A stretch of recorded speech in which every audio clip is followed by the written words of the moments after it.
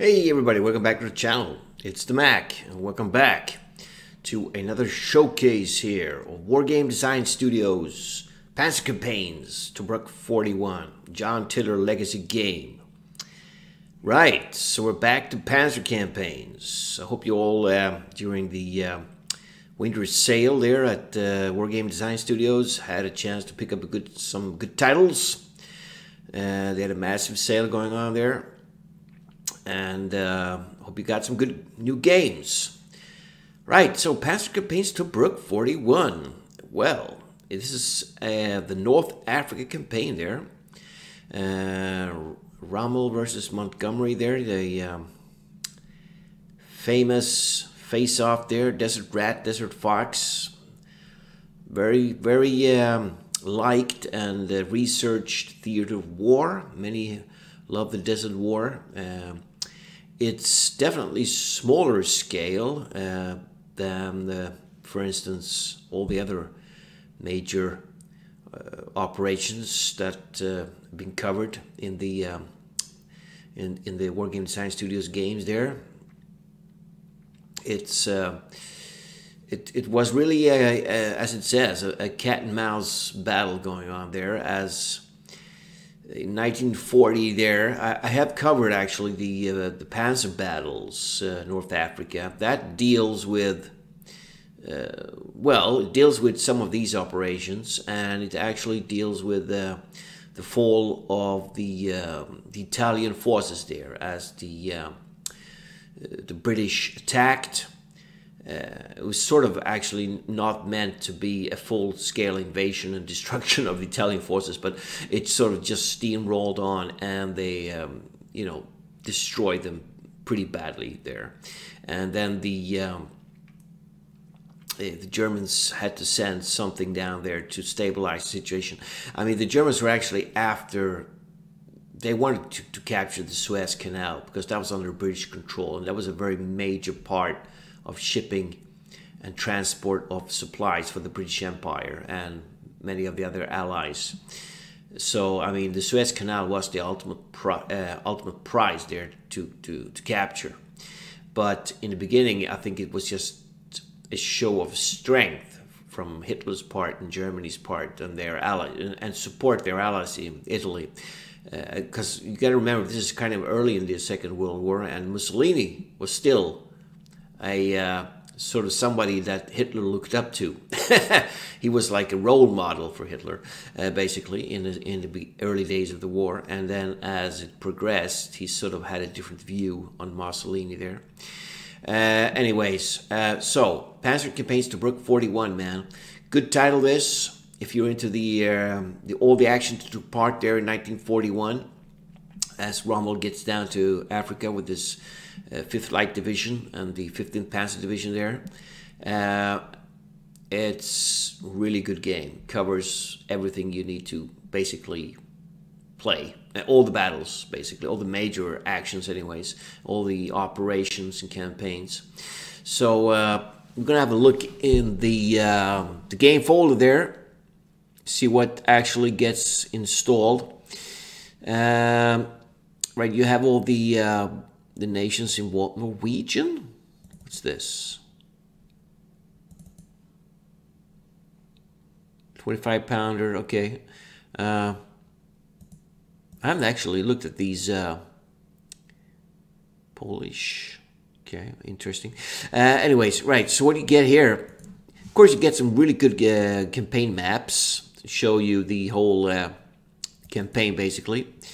Starts off there March, April 1941. Rommel strikes out, and it will show you how the Rommel attacked and what they captured along the way, all the way into Egypt there, Cyrenaica.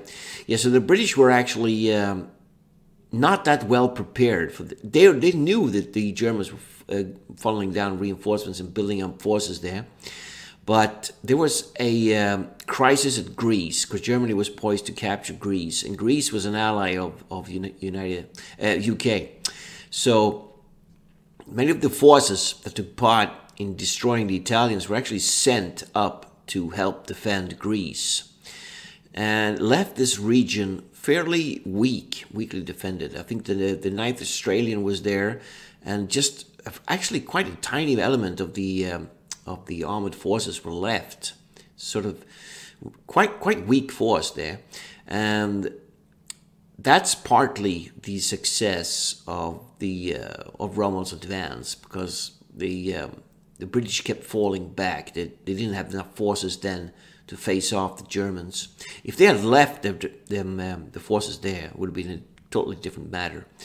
But that's what happened, and there was actually a lot of stuff going on at this time in Africa as well. I mean, the British were actually still fighting some of the Italian colonies in the south that was given to them after the First World War there.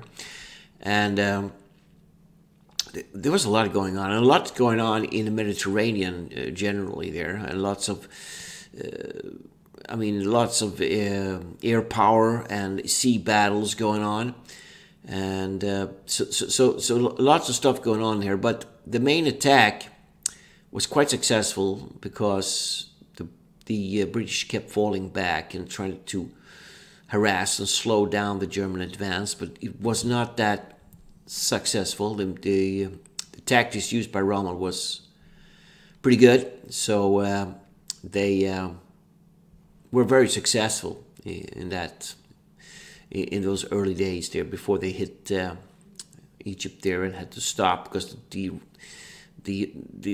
really long routes for supplies and logistics to get things up there to the front, and the harassment of air and the weather. The weather was crazy there in North Africa. It's hot as hell, crazy winds, and shortage of fuel and other supplies made it pretty hard to keep up the resources there for the main attack.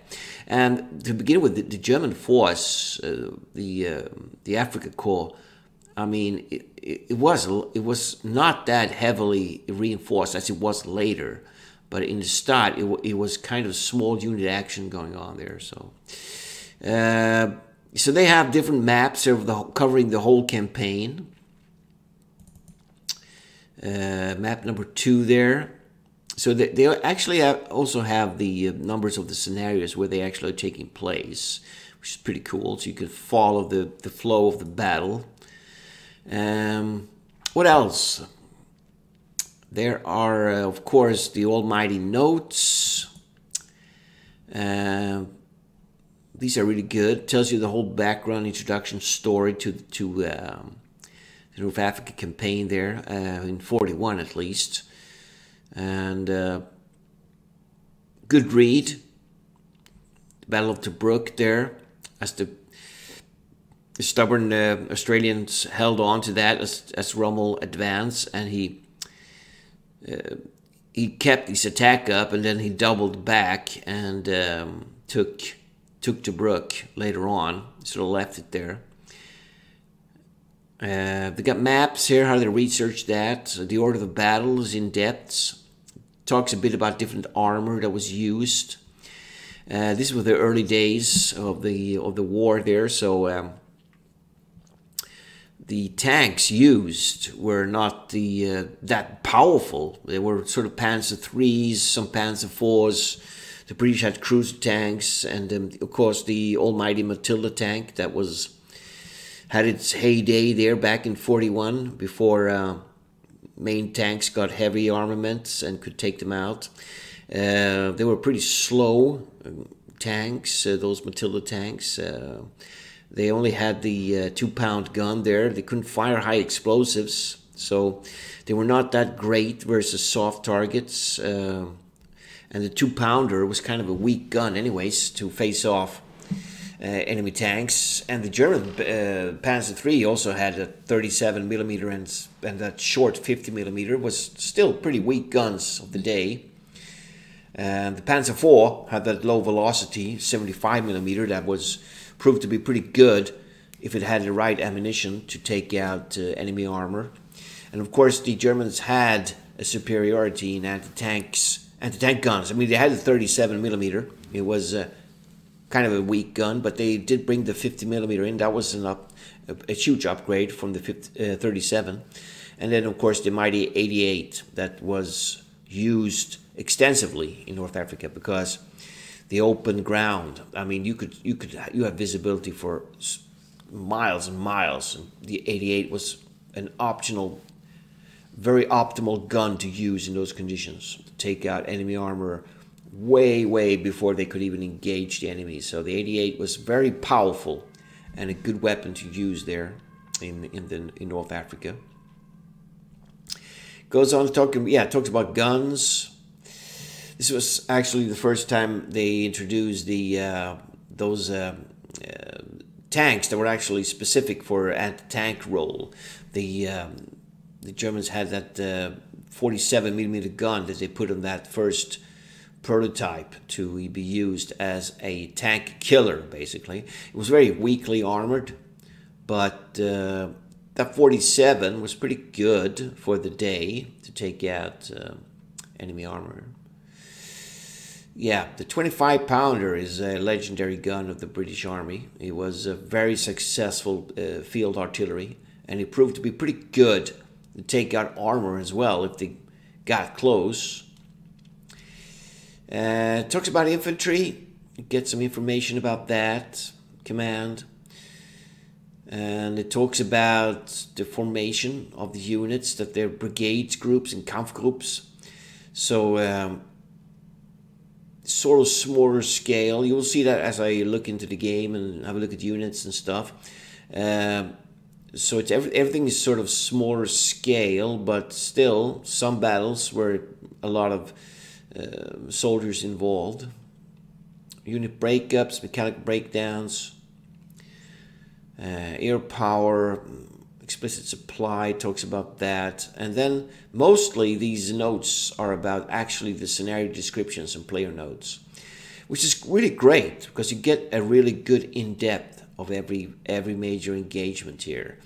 Yeah, all these pages here are regarding the scenarios, and you will see as we look in this in the game folders. I mean, in the game itself, there's many different scenario versions of actually the same engagements, which is pretty fun. I like that they have different takes on it, and and then you have the bibliography there. So interesting notes for sure. So those are really good to have a read. And then there's not that much actually in the game itself. It's sort of a slimmer version of Panzer campaigns than what you usually get. I mean, there's a lot of content for sure, but since it's such a slim theater of war, it doesn't really. There's not that much. I mean, to include, except all the battles, of course. But I mean, in documentation wise. The new getting started is really nice. They upgraded that, so that looks really good. I had a play of this before to just familiar myself with the title. Nothing really new there to you, all you guys who are seasoned players, but for new people, this is really great. It's really well written and good pictures here to follow the action and learn artillery and basic movement and scouting abilities, which is important, and air strikes, of course, and reinforcements phases and all that. So good documentation there. You have the almighty user manual, which is revised, extensive, has all the good stuff, and they also have now, which I love, a quick jump to the optional rules, which is a big heart of the game and a big game changer. So they're all described here with new pictures. There are quite a bit of optional rules these days. But it's good. I mean, they really expanded that, your gaming experience there of the games. Some notes about the alternate scenarios. They have the Yeah, this actually documentation that comes with all the Panzer campaign titles there. I think I've shown them before using my old open office here, but yeah, tells you what rules to use and all the changes made. There's quite a lot. These are quite extensive, these notes. I read some of it, but not all of it. It's quite to read here. So, but that's included. So good stuff there. So what comes with the game? As you install it, same format there as always on the Panzer campaigns. All the games have the same sort of layout. So you have a lot of scenarios here actually, and there's some campaigns as well, which is really fun. You have the Marcel Brega with the Rommel enters the war there, and his first engagement with the British forces there. Goes on there to Machili. Some small actions. They have an alternate version of everything basically. So as you can see here, there's quite a lot of the Marcel Brega here. Different versions, different takes on it. So they have included those detailed scenario descriptions in the actual file selection dialog, which is great. You don't have to jump back and forth to documentation to have it read. You can actually read it all here and have a look at the recommended rules, which is great. Fortress, what's that? The Witcher Cauldron. It's pursuit in the 9th Australian Division by Yafre Corps. Was halted abruptly the 11th of April. So 3 Australian brigades reached the safety of Tobruk. Yeah, so this is the starting of the Tobruk there. Carrier Hill. Fortress, some more. 30th of April. There's quite a jump in time there. Ras El Medur. Quite a lot of different takes on that. And some more here, the 27th of November. After months of waiting, Rommel finally ready for his showdown over Tobruk. Supplies have been hoarded, heavy artillery gathered, and the Panzer division refitted. But the British have been busy too. Gone are the Australians, recalled by their government to the jungles of the Far East. So it tells you a good story here. And so that, and then you have Operation Brevity. So starts there, takes care of that. It's just a preliminary 15th of May there. You have Battle Axe. All those attempts by the British to dislodge the Germans there. You have Crusader. Lots of different takes on that. Those the 19th of November there. From 4 turns to 3 turns, 10 turns, 14. Wow, okay. 21st November there, 14 turns. Some more Crusader, the 21st of November there. 22nd, lots of different versions. 23rd, Crusader 24th. So you can see there's lots of different versions of these fights that you can try out. And they all have a stock scenario and an alternate version there. 26th and 28th, 30th. Crusader the 3rd December. So it's all chopped up here. Actions around Gazala, Badia, Solemn. These are early battles though.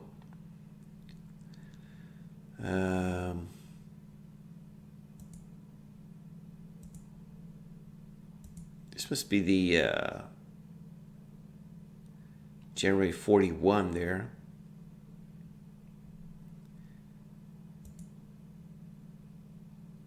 You have the Operation Crusader, the armor phase. So here you have some of the more bigger campaigns. You have a couple of days of fighting here. The preliminary, the armor phase and beginning of the battle there. Different takes on that. And then you have the infantry phase, the 24th to the 27th. So different takes on that. And the final, the 28th of November to the 3rd of December there. The finale of the Operation Crusader there. You have some action to the 4th of December. Final phase of Crusader battles occurred after Rommel finally came to the realization that he no longer had the strength to hold the British at bay. The Germans had turned back the New Zealand division, again isolating Tobruk garrison, but had been unable to retake Duda or re-establish contact with the Badia and the frontier. The Panzers had received a much-needed day of rest, but the prospects of regaining any real offensive capability were slim, and the German armor strength amounted to only 49. So, yeah. Yeah, the Germans really had a problem replacing their tanks and manpower. For that, the British had a lot easier to get that resupplies and refit their forces. They also struggled there in 41, but the tides definitely turned there in 42. The famous Battle of El Alamein there was the final.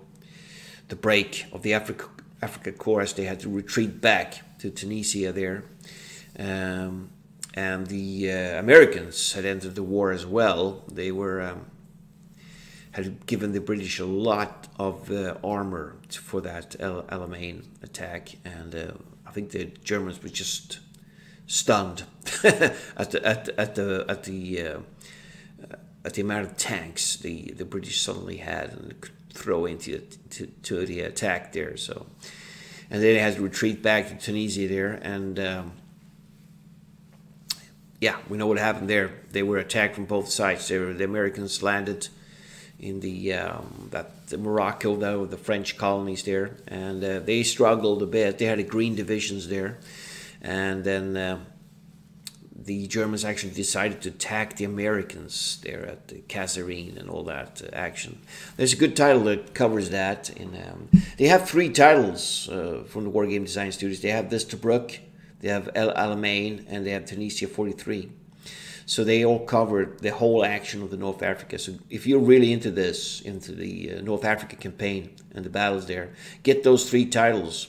And I will showcase them all on my channel, but that covers basically the whole war there in North Africa. So really good. Play them back to front, and you get the whole theater of war there, and all the action that took place.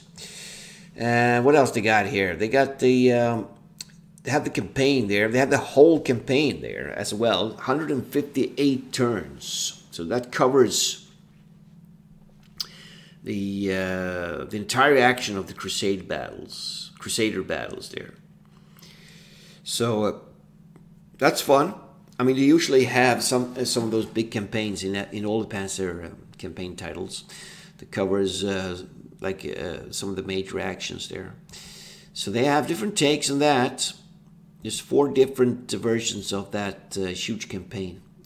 So we could open it up. You can have a look and see what it looks like. We put manual there.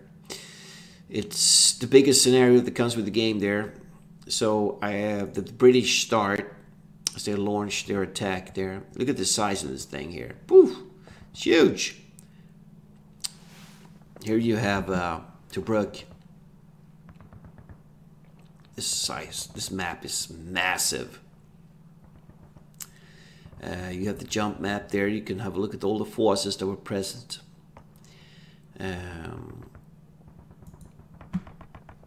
Look at this. See the Barani, Buck, Solemn. Zoom in. You have all this. You have all the zoom levels as usual. This is the new slick 2D version to play at, high resolution version. Yeah. So here you have the whole form up of the attack here. 11th Indian Brigade. Advancing along the coast here towards Halfaya Pass there. You have the Germans defending this.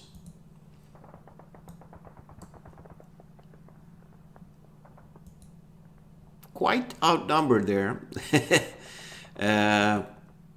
You have the Matildas, close support Matildas, the ones with the howitzers. They were really good for infantry killers. You have the standard Matilda there.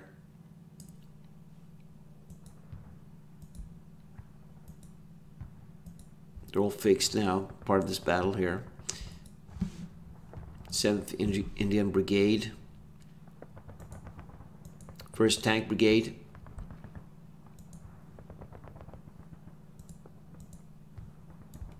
Valentines.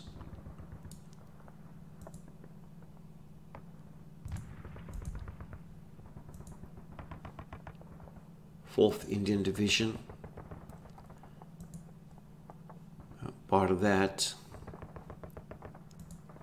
4th New Zealand. Brigades. So many brigade-sized forces you can see here. Company of soldiers there, 130 men.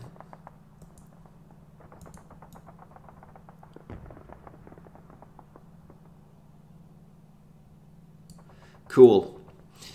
What else? I think you have Rommel somewhere as well. Here he is. Rommel, the main man. Gambut. Badia. And Tobruk there, all surrounded. Lots of forces there. Lots of armoring there as well. Big attack going on there. Yeah, so pretty extensive. This is the main event here. The main big huge scenario there that they have covering the Crusader there. They also had the let's have a look here. The withdrawal. The actions around Solemn. 42. So they have some scenarios actually in the beginning of 1942 there.